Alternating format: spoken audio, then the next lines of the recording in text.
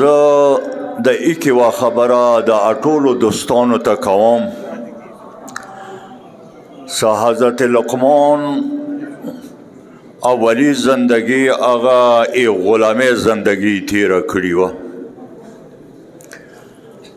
نزاچاز غلام و، هغه ته نه ډېر صفات کولو، بیا یوه بل کس ورته ویل څه دی تا غلام که څو ورځو دپاره راکړې څه ایمو خدمات وکړي. ویرې کړلو نه د حضرت لقمان ازمایش دپاره یې ورته ویل څه ته لاړ شه رمې نه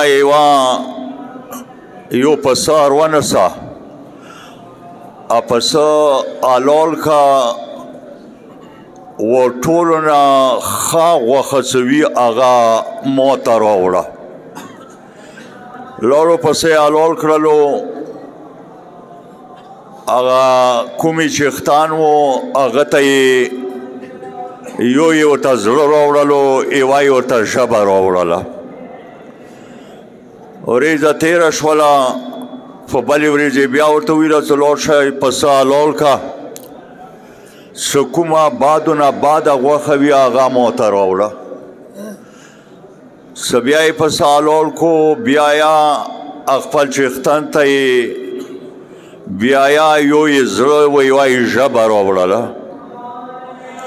هغه ورته ویله څه ما خو ته ډېر هوښیار بللی و، دلته څه درته وایم څه خونه ښه غوښه راوړي هغه یا ژبه و زړه راوړي، که وایي څه ټولو نه بادو نه باده شی راوړه هغه یا ته انده زړه و ژبه راوړي. هغه ورته ویله څه اصل خبره دا دی چې که زړه و ژبه یو ځای کې یوه خبره کوي نه ټولو نه ښه غوښاندا دی، و که نه زړه یو څه یایي و ژبه بل څه یایي، نه بیا ټولو نه بادو نه باده خبره ده. زه به حیثیت تاسې یو کشر ورور زه داسې عرض درته کوم، خپل ځان ته یم څه سردار علي شاه وشه خدای نه حیا وکه،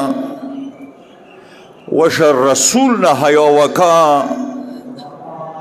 وشه امام زمان نه حیا وکه،